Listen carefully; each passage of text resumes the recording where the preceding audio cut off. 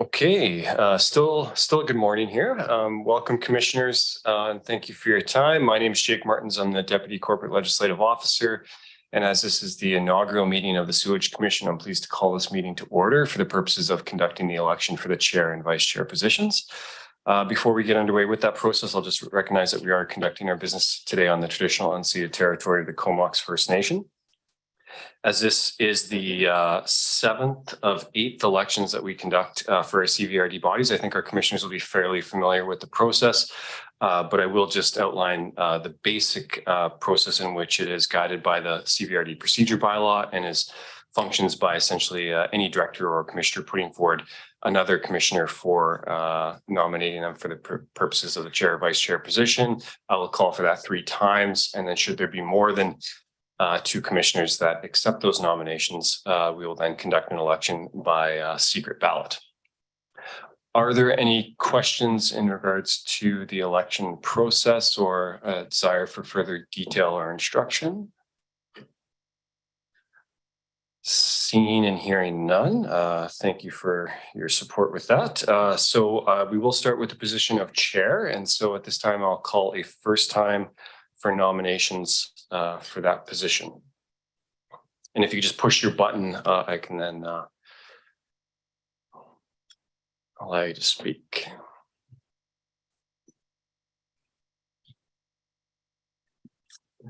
I will, again, in case it wasn't heard over the microphone, I call it first time for any positions of nominations for the position of chair. Director Commissioner McCollum. I'll nominate Director Hillian for chair. Thank you. I will call a second time for nominations for the position of chair. And I will call a third and final time for any nominations for the position of chair. Seeing and hearing no other nominations, Commissioner Hillian, do you allow your name to stand? Well, I suppose we should have talked about this ahead of time, but yes, I do. Thank you. Thank you. Then with that, I'm pleased to announce you acclaimed to the position of chair for the Sewage Commission for 2023.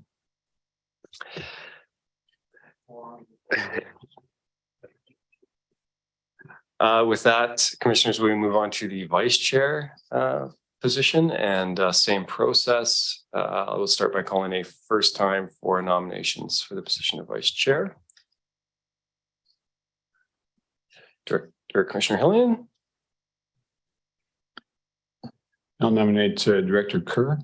Thank you. I'll call a second time for nominations for the vice chair position. And I'll call a third and final time for nominations. Seeing and hearing no further nominations, Director Kerr, do you allow your name to stand? I would. Thank you. Then with that, I'm pleased to announce you as vice chair for 2023 for the Sewage Commission. With that, as there's no further nominations to accept or ballots to destroy, I'm pleased to turn it over to Chair Hillian to conduct the rest of the meeting.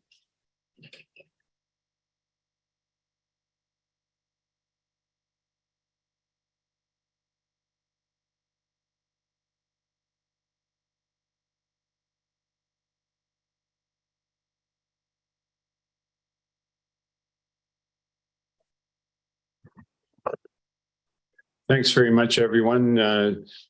Much as I recognize this is a very coveted job with a long lineup of aspirants, I am happy to be back, and I appreciate your confidence in giving me the opportunity to chair the process as we embark on a pretty eventful year of activity for this commission. I'd like to welcome everyone who's here today, including directors who are here as alternates, as well as I'll recognize Director Hardy and Director Arbor in the gallery and all the staff that are present. And I believe we have, is it Captain from CFB Comox on the line? I don't think we have Major Hargraves Hello? today. Hello, Captain Ma'am, from DND. So can you just say your surname again, please, sir? Last name is EUM, pronounced as yeah. Hard. EUM?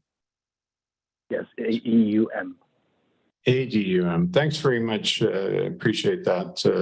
Sometimes the sound quality isn't as good as we might like. All right, we have a full agenda, and so we will start the traditional territories having been recognized.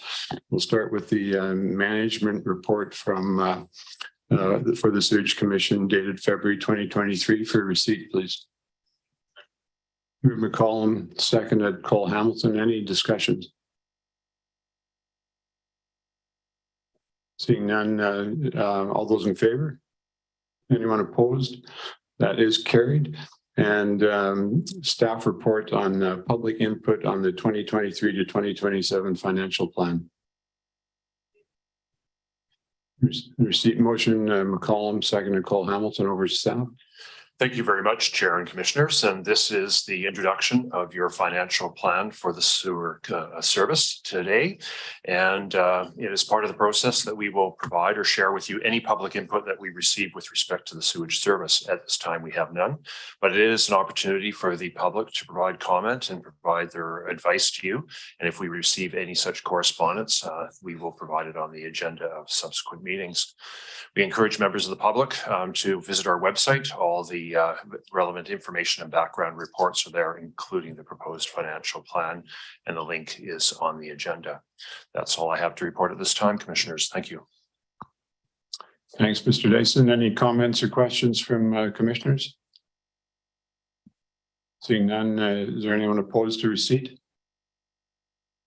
That is carried, and we shall move on to Comox Valley Sewage Management Advisory Committee report for receipt from minutes from the February 2nd, 2023 meeting. Moved by McCollum, seconded by Blacklock. And we do have discussion. No? Any discussion? Questions or comments? Seeing none, is there anyone opposed? That is carried. And we have the apportionment of the 2023 sewer municipal levy report dated February 6th, 2023 for receipt. Moved by Cole Hamilton, second by McCollum. Questions or comments? Anything from staff, Mr. Dyson? Yeah, thank you, Chair and Commissioners. And Zoe Berkey, our Senior Engineering Analyst, is here just to introduce this report and answer any of your questions. It is just for receipt.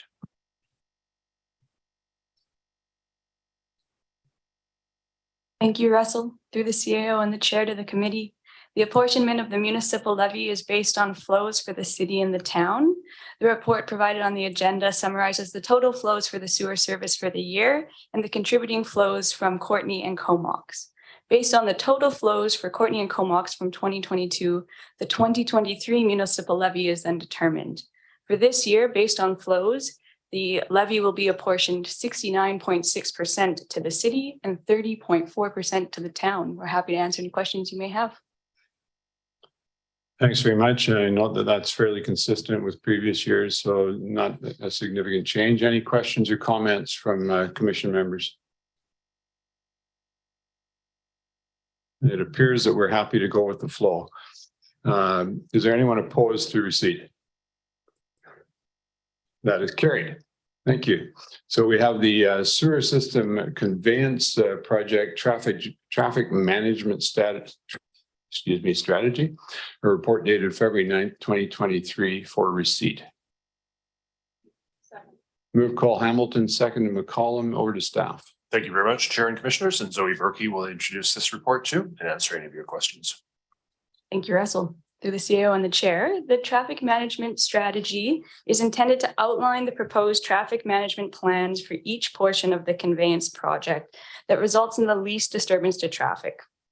The strategy is a high-level guiding document that the contractor will be required to comply with when developing their detailed traffic management plans. As mentioned previously and outlined in the report, the strategy does not provide the details for how or when construction must occur, but provides more guiding documentation on how the traffic management plan shall be implemented. The final traffic management strategy is attached as Appendix A to the report, and this report was developed with input from stakeholders and project partners.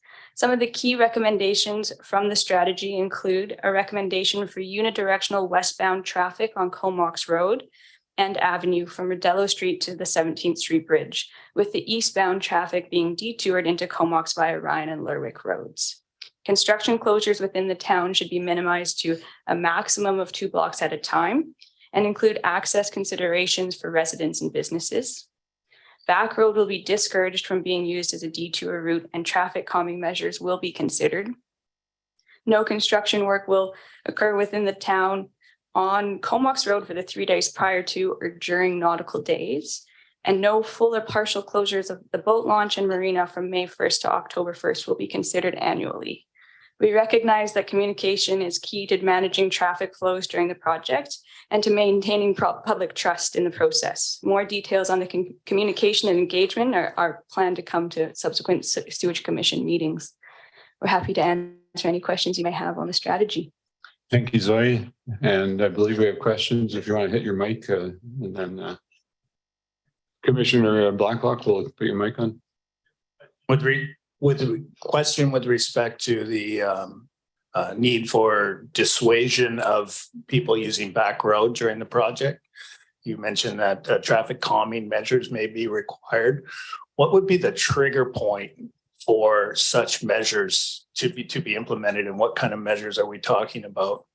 I've heard many people in the community suggest to me that Ryan Road, that back road may be a more pleasing alternative to taking Ryan Road up and around.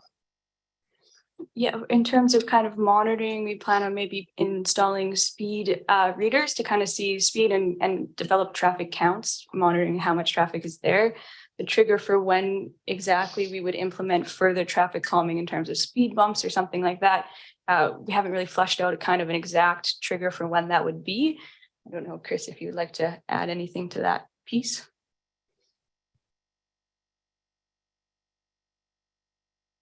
Sure. Yeah, thanks. So the only thing I'd add is just the why. We did hear from a number of the stakeholders that we engaged with last summer about prior to developing the traffic management strategy, that they felt that the traffic on back road was already an issue of safety through IR1 and between IR1 and Comox Road. So it sounds like there's, from multiple stakeholders, there is already a bit of an issue with the volume and the speed of traffic in that area. So I think, as Zoe mentioned, we haven't set a clear threshold for when traffic calming measures might be implemented. But if we saw any significant increase in flow or speeds along that route, it's something that we plan to implement. Thank you. And over to Commissioner Kerr and then Commissioner Swift. Thank you. My question is in regards to page 27 of the report. It's in the appendix. So section 1 involves the pump station portion, and then section 2 involves the kind of area behind off of Comox Road, off of Farmview. Are those happening at the same time? And if so, then it makes sense for the unidirectional flow to go at that time. But if section 1 is happening first and then section 2, which is off Comox Road, would Comox Road then go back to bidirectional traffic? It's a great question. Because we don't have a contractor on board, we don't have a detailed schedule of when they plan to do the works. Likely they'll kind of move along Comox Road and not be doing the ALR section at the same time as the Comox Road section. But like I said, we don't have a schedule yet that details kind of the exact construction plans. Once we have that, we do intend to kind of take a look at, when does the unidirectional traffic make sense and when are we going to be implementing that based on the schedules we get from the contractors. And Director or Commissioner Swift. Oh, thank you. Given that the contract hasn't been awarded yet, is it likely that we're going to have any disruption to traffic this summer? Not likely, no. No.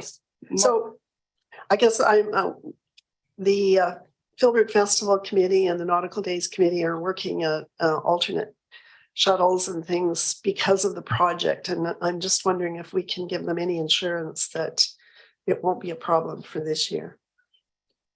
Yeah, we can definitely do that. We're not anticipating any construction beginning before the fall, at the earliest, more likely December or early 2024. And Commissioner McCollum. Thank you. Yeah, I had a question around cycling routes. I wasn't clear whether or not there would be some bidirectional traffic maintained for cycling along the Dyke Road, or if that's also expected to be detoured. No, we are planning to permit bi-directional cycling. So coming westbound, because of the width of the road in that area, the cyclists will have to take the travel lane with the cars, but there will be an eastbound traffic or a cycling lane, to return back to Comox on Comox Road. Okay, that's great. That's what I understood from before. It wasn't completely clear because there was mention of detour routes in the report. So I wasn't sure if that was some of the time or all of the time. And then the other question I had was just how much engagement there's been with the Cycling Coalition. We got really good feedback and information from them, and we are doing our traffic plans for Fifth Street Bridge. So I just wanted to ensure that we are engaging with them and getting their input. Yes, we've met with them twice, and they did provide comments on the draft report that were incorporated into the final version, and we continue to plan to work with them and engage with them on this project. Okay, great, thanks. Thanks. Any further questions on the traffic report? Seeing none, or is there anyone opposed to receipt? That is carried. Thanks very much, Zoe. And we shall move on to item number 4, the sewer system conveyance bylaw variances, a report dated February 9th for receipt and some arising recommendations. A motion for receipt, please. Moved by Cole Hamilton. I think that was seconded by Kerr, and over to staff. Thank you very much, Chair and Commissioners. And on the line is Charlie Gore. Charlie will present this report and the recommendations and answer your questions. Thank you, Chair. Thank you, CAO. I'm sorry I couldn't be there today to present this in person. But this report that's coming before you today is regarding upcoming bylaw variances that we will be pursuing as part of the sewer conveyance project to optimize the construction and cost of the project. And there is 2 different categories highlighted in this report. One is for the Comox pump station and certain bylaws regarding building setbacks and floodplain requirements for that pump station down on Jane Street in the downtown core of the town of Comox. And the second is for the horizontal directional drilling, or HDD work, that will be done in Area B, and bylaw variances required for the noise generated by that construction. So I'd like to take those 2 different items through and describe them separately. So first, for the Comox pump station, the existing pump station is actually built on a series of statutory right-of-ways on provincial land down on the corner of Jane Street there. And due to the way that those intersecting statutory right-of-ways, the upgrades to that station are not able to meet the current town zoning requirements for setbacks from the property lines and from the ocean side, as well as the requirements for setbacks for floodplain bylaws. As the Commission knows, we are trying to optimize the upgrades to that station to try to get that station to the year 2060 and minimize the costs on the project due to affordability. And to do this, we'll be looking for variances to these bylaws such that we can minimize the impact to the neighborhood and reduce the costs of the upgrades to the station. These bylaw variances will still keep that station very much in the same impact zone and area of the current station, because the existing station does not currently meet those modern setback bylaws are required by the zone. Unfortunately, we can't bring those details through the necessary Town of Comox requirements until we get our proposals from our design builder and work through the detailed design process with them. And so what we're looking for today is support from the commission that we're going in the right direction, and that the commission supports our direction in minimizing those project costs by proceeding under the understanding that we will be, that the commission supports us going forward to the town for those variance requests. The second is regarding the horizontal directional drilling portion of the project. Now, this process is happening from the intersections of Lazo and Torrance out to Moreland Road, and is a critical part of the project in minimizing the hydraulic head and the pressure risk of operating the system. The constructability and the method of horizontal directional drilling is such that the process is undertaken 24 hours a day once they get down drilling in underground, and that doesn't abide by the existing CVRD noise bylaw. And so we'll be looking for a variance once we have the details and the schedule provided by that design builder, such that we can get a variance from that bylaw from the CVRD board, so that we can minimize the construction risk and the cost of that operation just for the construction of that portion of the project. So they're the two components of this report. It is not asking for the details of those variances at this stage, but just support from the commission that we are able to go to proceed with our procurement for our design build contract under those assumptions that will be supported by our commission in both of those sets of variances. Happy to answer any questions from any of the commission members on this report. Thanks, Charlie. And we'll start with Director Kerr, or Commissioner Kerr. Thank you, Charlie, for the report. For the horizontal directional drilling, it also goes under Town of Comox land, Forester Avenue, Mason Avenue, I believe. Does that also need a variance, noise bylaw variance with the Town of Comox? And if not, then we should also be thinking about communications with those residents as well, not just Area B residents. I'd be happy to hear your comments on that. Thanks. Yeah, thank you. And so to the two components of that question, the noise is only generated at the start and end of the actual horizontal directional drilling. And the portion that the HCD travels underneath the municipality of the town, there won't be any noise in that area. So we don't envisage the need for any variance for the bylaw there. With regards to communications with those residents, when we do reach out to that region, we have reached out to all the folks in that region. So they're very well aware of the plans of the project and understand that the horizontal directional drilling will be coming under in the region of their homes. And then furthermore, for those homes that we are going directly under, we have very direct communication with them as we continue to negotiate statutory right-of-ways for that work.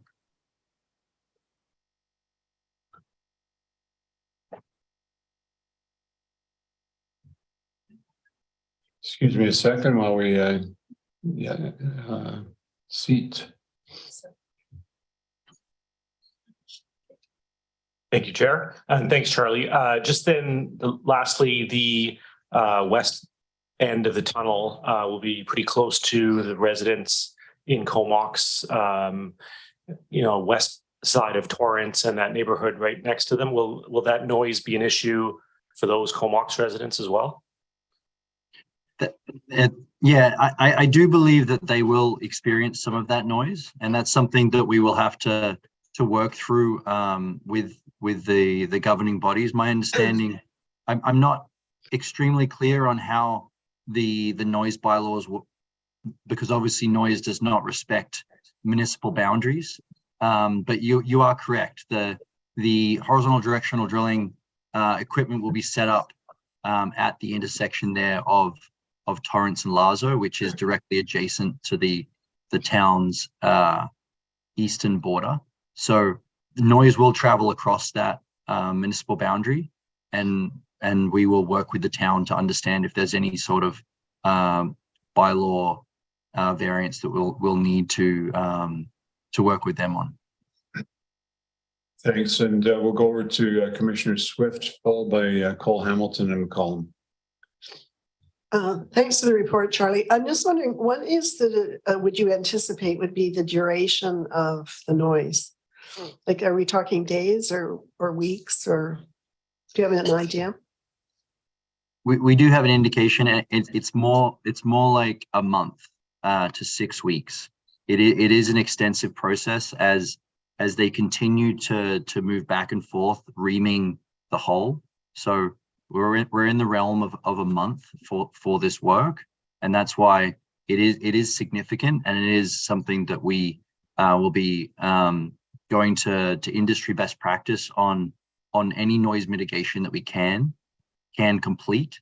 But the reality is that no industrial noise past 9 p.m. is acceptable by our current noise bylaws, and so regardless, we will not be able to keep the noise below the nighttime norm for that period, and so a variance will be required. Thank you. And Commissioner Cole Hamilton. Yeah, thanks, Chair, and thanks, Charlie. I had the same question as Alternate Director Swift. I do see the logic here to 24-hour drilling. I think the risk of the borehole collapsing is a huge one, and I can certainly see the cost impacts of doing it this way. I guess I'm curious as to if you have a sort of a ballpark sense of what level of noise, either in decibels or perhaps in terms of a comparable level of noise that people will be able to relate to, just in terms of what scale of sound it's going to be for that period.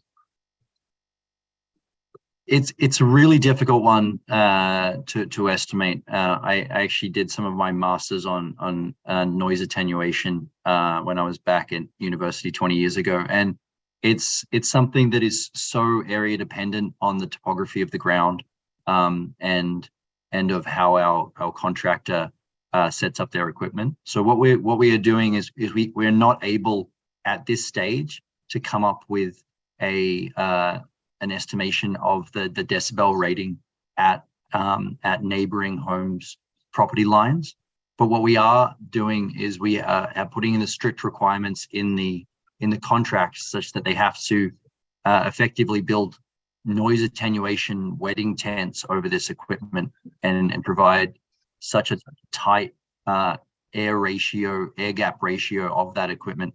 And once we have once we've signed our contracts with our contractor, similar to what Zoe was presenting on with the traffic, we'll have those details such that when we do apply for that variance, we'll be able to provide those details to the Sewage Commission and then the board, and then work with local residents to mitigate their concerns. This could precipitate to offering alternate accommodation for some of the closest residents, which has been done on other projects, because depending on how great we can reduce that noise, but we don't see any other option at this stage other than proceeding with on the assumption that we will be able to get these variances. Great, thanks, Charlie. And I just had one further question. Just obviously, the contractor, being a horizontal driller, has encountered this challenge many times before. Do we know what success there has been in past projects in terms of attenuating sound with some sort of facility at the entrance and exit of the borehole? We don't have those direct details. The two proponents that we are working with for the design build are both, as you say, very experienced horizontal directional drillers. A good majority of those drillings happen in more rural settings, and so the noise is not often attenuated. And it all depends. There's so many different factors that define the size of the rigs, the different cutting heads. It all comes down to the geotechnical conditions. And so there's just too many parameters there to get a real good feel from other projects on the actual noise that we'll be able to bring this down to on the site. So we haven't gone too detailed to other municipalities, other areas that have used these techniques, because the noise generated by these techniques are so specific to the different equipment that's used based on the geotechnical conditions. So we will have all that information once we sign on with a contractor, and we'll have a year to work with them to really quantify that, attenuate it, and work through the process with the commission and the board and the residents around it. Okay, thanks, Charlie. It's good to hear you're contemplating such a robust process for doing everything that can be done to attenuate as soon as we get more information. Great, thanks. And Commissioner McCollum.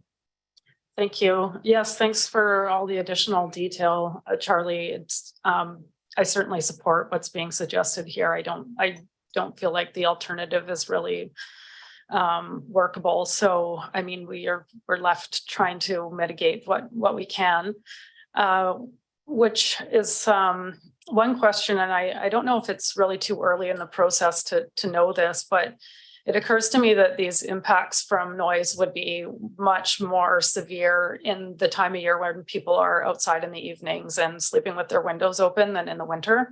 And I'm wondering at this point if we know that we could, have this 4 to 6 weeks of noise impact land in the fall, winter, or early spring rather than in summer or late spring months. We don't have those details yet, and we haven't contemplated putting a requirement in the contracts to specify a certain time of year that this work needs to be completed. The equipment that's used for this is extremely expensive and hard to procure. So what if the Sewage Commission members remember back towards the water treatment project, we were waiting in line for that equipment to arrive from South Africa from another big project. And it will be similar on this project, that putting too much of a constraint on when this operation happens could be a very expensive constraint on our design builders. So we haven't contemplated requiring them to do it in November or in the winter months when it's wetter outside. There are other there's pros and cons there. The pro of having everyone inside with their doors closed and thundering rain outside, further attenuating the noise, versus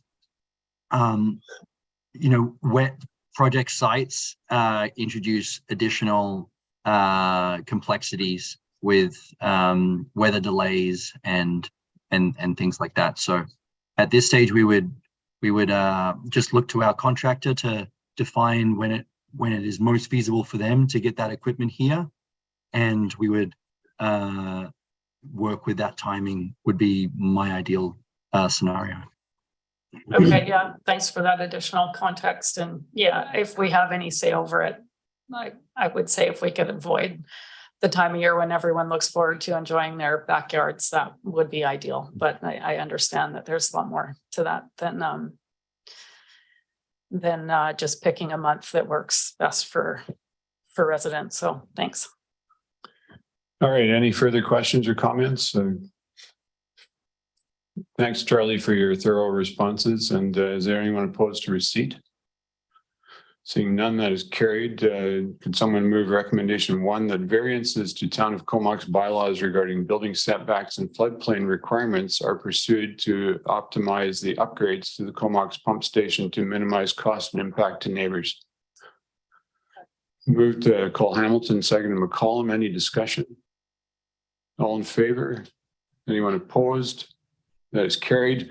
And recommendation 2, that an exemption to Comox Valley Regional District noise bylaws for horizontal drilling, directional drilling work are pursued to ensure construction risk and cost is minimized for this portion of the scope. Move McCollum. Seconded Swift. Further discussion? All those in favor?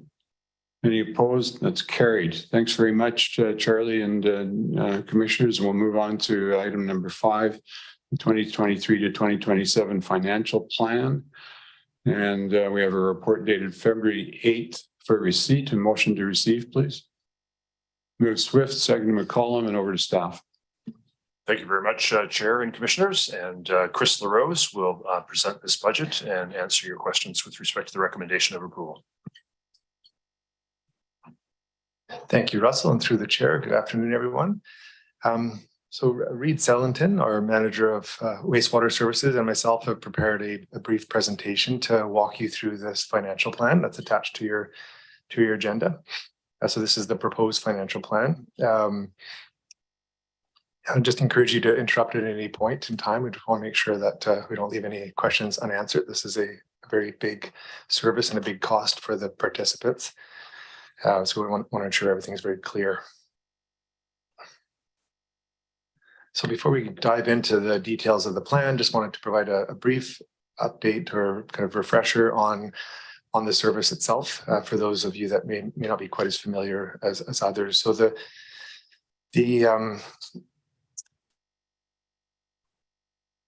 the service area encompasses all of the town of Comox and the city of Courtenay. So both of those municipalities and the other two users of the service, the KFN IR1 and IR2, as well as CFB Comox, own and manage their own collection systems and deliver wastewater to our regional pump stations where we convey that wastewater to the treatment plant, treat it, and then discharge it to the ocean outfall.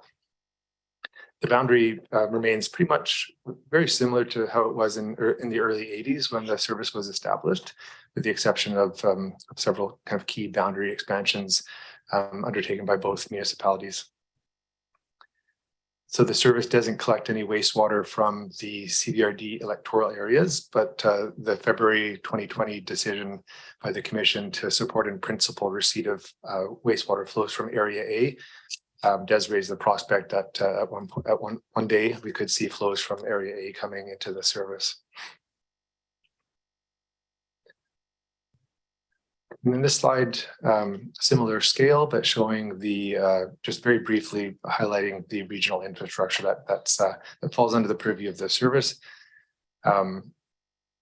So there are 6 pump stations, one major pump station for each of the 2 participating municipalities. So the Courtenay pump station on Dyke Road, right next to the Couscous site, and then the Comox pump station located on Jane Place, right down near the marina in Comox. We've also got a smaller pump station out at HMCS Quadra to collect the flows from the cadet base out there, with the potential to receive flows from KFN IR3 on Goose Spit. We've got a small pump station at Colby Road, which is just northeast Comox, receives a catchment in that area, which is over the hill and can't otherwise drain by gravity to the Comox pump station. And then we've got the CFB Comox pump station, which handles all flows from CFB Comox, as well as the 2 new gravity trunk lines, which are the kind of the branches on the top of that plan. And everything either drains by or actually everything flows from a pump station to the treatment plant, shown by the star there near Brent Road or Curtis Road, where it's treated and then discharged through a 6-kilometer outfall. So 3 kilometers along the beach, and then 3 kilometers off to a point about 70 meters under the ocean, where it's diffused and discharged. In addition to what's shown on the screen here, and just kind of off the screen and down to the left, we've got the biosolids composting facility, where all of the solid material that's withdrawn from the wastewater stream at the treatment plant is dewatered and trucked. And we've got 2 operators that are based up there, and that turn that into the popular Skyrocket soil amendment product. So all of this infrastructure is operated by Reed and his team of highly skilled and certified operators, shown here on the screen. operating out, the bulk of them operating out of the Comox Valley Water Pollution Control Center located on Brent Road. And in the case of the 2 compost operators shown at the bottom left, they're up in the Cumberland facility. So before we dive into the summary of the proposed plan, I'll pass you over to Reid to provide a bit of a summary of what he and his team have been up to in 2022 and what's ahead operationally for 23. Yeah, hi, thanks Sewage Commission. First time addressing everyone here in person, so thanks for having me. Click through to the next slide with a little bit of operational highlights from last year. So last year, 2022, there was a bit of a transition for our leadership partway through the year. Mike Emery, who I'm sure most of you all know, retired in end of August, and I was moved into the management position from the senior operator position, and previously been with the regional district for going on 12 years now. Lane Simon, operator who previously worked there, has built the spot as a senior operator, and crew's working really good and meshing together since Mike has moved on. So last year we were finished quite a few good projects. We've the online monitoring of our suspended solids was implemented. That had been budgeted from the previous year, so we're able to keep a real-time eye on our treatment process in our Asian basins and bioreactors. The compost facility, lunchroom and change room was finished for the operators up there, which gives them a nice clean space to be able to enjoy their break and clean up at the end of the day where they were previously housed in the operations building connected to the compost facility. So there was some long-standing issues there around dust and odors. So they're quite happy with that facility. We purchased, there's a picture there in the bottom right corner there of a new influent composite sampler that gives us much better data on a real-time basis, so we can grab samples every hour and have a representative of our full 24-hour flow coming into the treatment plant. Another couple of operational things we did in the summer during our annual tank maintenance is pictured on the top right there. Our talented pipe fitters and guys put in the valve work and crossovers for to allow us to move flows from when we're returning flows from one of our secondaries to our bioreactors, but have a tank down. We're able to move flows properly to the other tanks, so we're able to better control the process over the summertime throughout our annual maintenance program.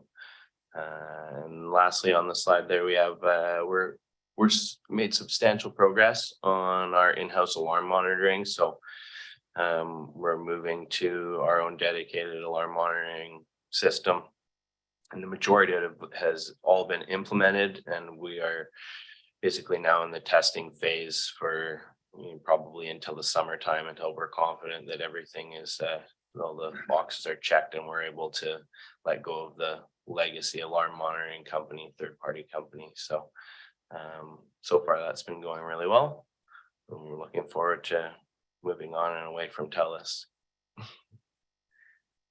So next slide, if it's going to go. Am I aiming somewhere? There we go.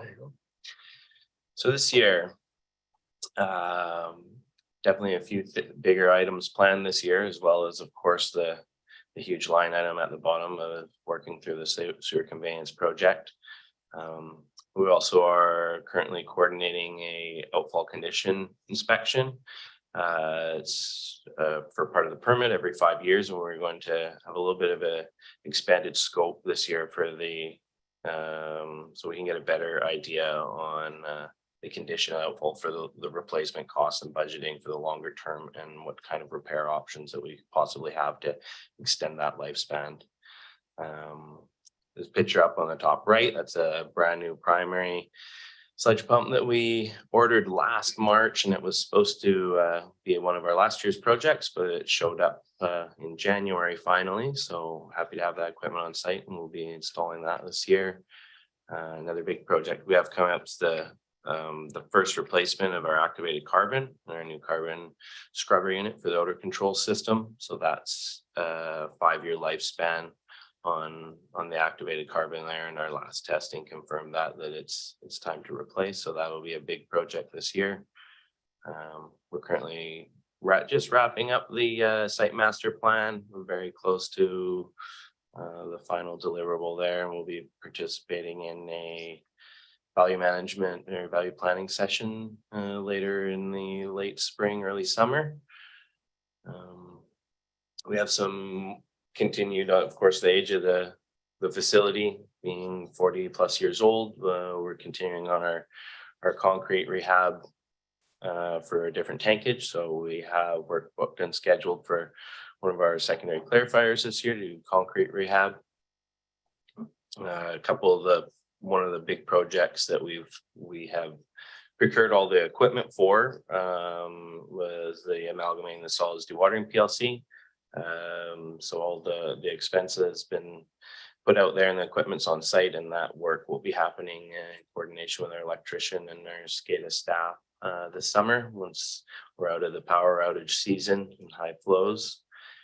And last but not least on there, we will be doing our first flush of the Hudson trunk and Greenwood trunk lines, and a thorough inspection while that takes place to track and monitor any possible I&I, even though we shouldn't have a lot as their early age, but we'll have put a good program in place to monitor that moving forward.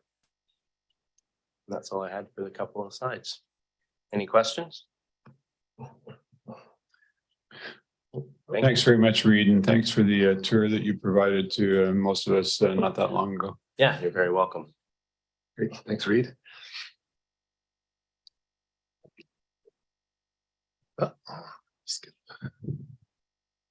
Okay, great. I'll now walk you through the highlights of the proposed financial plan that's in front of you. So revenue for the service comes from the municipal levy, as summarized or updated to you by Zoe earlier on in the agenda. And that's allocated between the two municipalities based on flow. And then revenue from the DND and KFN fall under separate service agreements.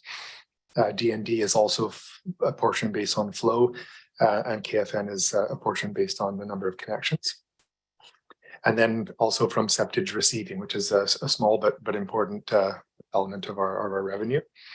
And an important reminder that the plant also plays a critical role in processing solids from rural properties out of their on-site treatment systems. So, sorry, just a second, I am on the wrong slide. There it is. Apologies for that. So the proposed plan includes a 12.5% increase to the requisition in 2023. The revenue is forecasted to remain unchanged from the Comox First Nation. DND's revenue, as I mentioned, is also proportional to flow, so will increase proportional to the operational budget. The rates for septic disposal have been increased proportional to the municipal requisition to ensure that they continue to pay a fair share of the costs of operating the service. And the requisition expected to level off at $10 million per year in 2026. So on the bottom of this slide there, we've got a table just showing the requisitions as approved in the last through the pre-existing financial plans, so the 2022 to 2026. Which showed the requisitions peaking at 8.8 in 2026. Given the escalation in cost in 2022 for the conveyance project and the need to bridge that funding gap, we are seeing, as kind of forecast in August with the latest conveyance project budget approval, we are forecasting a need for a higher requisition. So higher, a little bit higher this year at 8.1 million than previously forecasted for this year at 7.6, and then rising to a peak of 10 million rather than that 8.8 that was previously approved.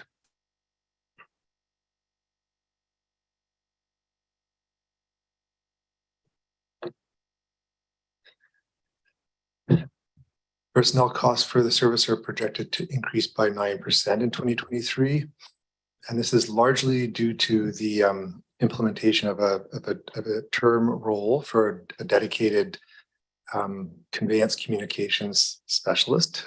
So this is Mary Lee, who's in the audience. So she was hired towards the end of 2022, and she'll be with us for the duration of the project, providing dedicated support to the conveyance project to make sure that we're doing everything possible to minimize the impact on the community by making sure they have the information needed. And so that is billed operationally to the person, and therefore shows up on the personnel costs. There's also some minor changes as we have every year in how positions are allocated to the service. And then finally, the regular increases to wages and benefits arising from the QP agreement.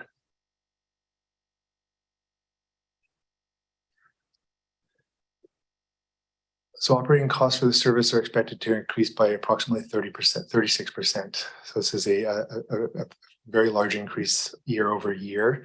And I've provided a breakdown below to explain exactly how this came about. So the first one is support services. So every regional service attracts a proportional share of the total support services budget. The way that just based on the formula that generates the that allocation does lean pretty heavily on capital, the value of capital projects being delivered, and as a 5-year rolling average. So with the increase in cost of the conveyance project, that has kind of attracted a larger share of support services to this service, accounting for all of the support provided by those departments to delivery of this project, including finance, legislative services, etc., IT. So that's definitely a big piece of the increase. But also, as Reid mentioned, we're at year 5 of operating the odor control unit that was installed in 2018 to help reduce our impact on the neighboring community there. So there's not a one-time cost. Every 5 years, there's a pretty significant cost to replace the carbon. So that's added significantly to this year's operational budget. Engineering fees, we've had an increase in about 120,000 this year, and that's for completion of the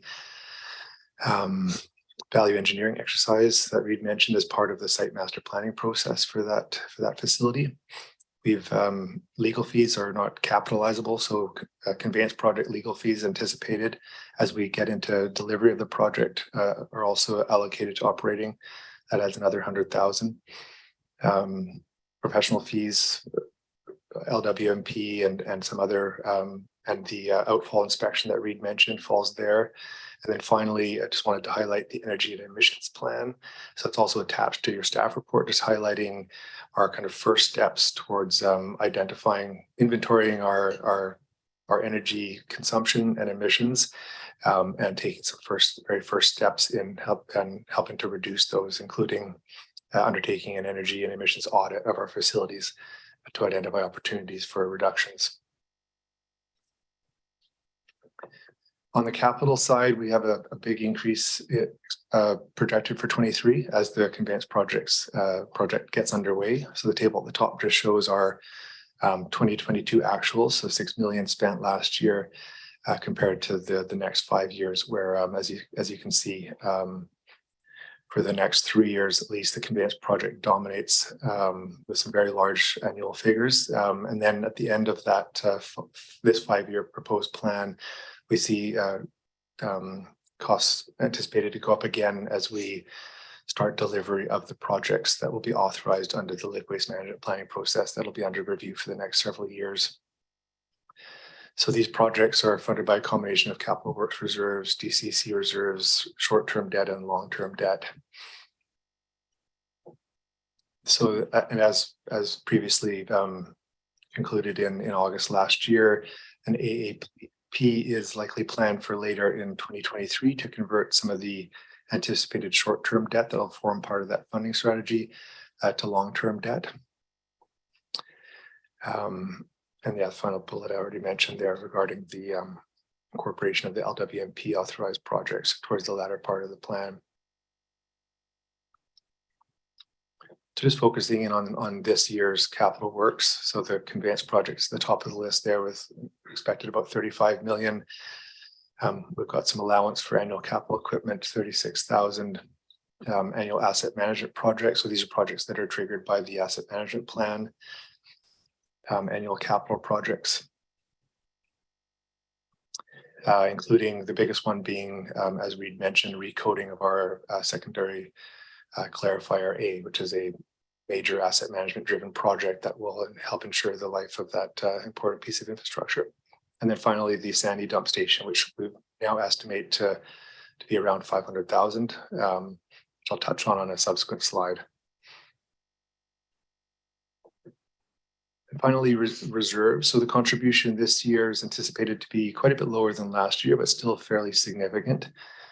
Over the next few years, we do expect to draw reserves for the service down to fairly minimum levels, and they reach a low point in 2029 to help fund this major capital kind of works program that we have underway. And the bottom table just shows you the reserve balance is estimated at the end of last year. And yeah, finally for the sandy dump, so we understand that this is a priority for the community, but we have been encountering some significant challenges in terms of siting and developing this facility. And in light of the significant body of work that we've summarized in today's presentation, both from a financial impact on the service, but also in terms of engineering resources. Definitely feeling that resources are getting stretched a little thin. The plan does include, as proposed, includes $500,000, which is what we estimate the approximate cost of delivering a facility this year, assuming we can find an appropriate location. But we're also just wanted to potentially suggest that there are potential alternative models that could be considered, and whether we talk about that today or at a subsequent meeting, but just putting it out there, something that's come up is potentially undertaking some type of competitive process to encourage the private sector to step forward and deliver such an idea or a solution. So again, Chris, I will suggest we talk about that at a future meeting due to time constraints today. Thanks. Sounds good. Yeah, we'll make sure to bring it up. And finally, in summary, and just tying some of our key initiatives and activities back to the core strategic drivers. So fiscal responsibility, we're clearly in a period of intense capital spending for the service, and that's driving up costs to all users. The funding strategy that we've implemented for our projects does try to strike a balance and spread the impact over existing and future users. From a community partnerships perspective, the liquid waste management plan process that was used to get us to where we are with the conveyance project and towards authorization of the treatment plant upgrades involved extensive consultation with the community and stakeholders. And then the service itself is a collaboration between service participants. From a climate and environment perspective, just a reminder that the primary driver of the LWMP and a key criteria when assessing these options was reducing environmental risk. And a note that all new infrastructure designed as part of the conveyance project and all of our projects is designed to be resilient to local impacts of sea level rise and climate change. And then finally, from an Indigenous relations perspective, just highlighting that the conveyance project is possible because of the agreement reached, the community benefit agreement reached with the Comox First Nation in 2020, and reiterate our commitment to adhere to the KFN cultural heritage policy and delivery of the conveyance project and other sewer service projects. It's a lot of information, but yeah, that's it for me. Happy to answer any questions. Thanks very much. Questions or comments from commissioners? Commissioner McCollum. Thank you, and thanks for the report. I had a question about how we're using reserves and debt in relation to the conveyancing project, and whether or not that ratio of using reserves versus debt has changed as a result of the escalations in cost to the project in the last year. Sure. Yeah, I can speak to that and maybe call on Kevin if necessary. So there's no doubt that the escalation in conveyance and in anticipated conveyance project costs has resulted in a change in the ratio of reserve to debt. As we've to be frank, as we've drawn and projected to draw those reserves down to minimal levels, there's really only so much money in the pot, and so as those values have come down, we've had to lean more heavily on debt.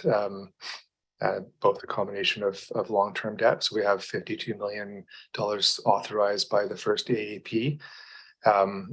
Sorry, how much was the first AAP? So it authorized us up to a maximum of $52 million in long-term borrowing. Okay. And then, so that was prior to last year's rapid, construction cost escalation that we and everybody else saw. So when we brought forward the further increase in August of 2022, we were forced to lean more heavily on additional debt. So at that time, it was brought forward as short-term debt, and that's what's incorporated into this financial plan. But as we signaled at that time, our intention would be to follow through with a second AAP this year in an attempt to convert that short-term debt to long-term debt. So that is still our intent. Okay, yeah, and I mean, I have no issue with maximizing the amount of debt that we are not maximizing the debt, but maximizing the ratio. Because I mean, if we're looking at a service where we're planning on seeing an expansion, it would make sense to have new participants bear some of that cost. So I'm not flagging it as an issue. I just want to understand better how that's changed with the changing of the project. I thought I had another question too, but it's just escaped me. So I don't know if anyone else has any other questions, but yeah. Further Thanks for the questions or explanation. comments from commissioners? Last chance to you, Commissioner McCollum. You remembered?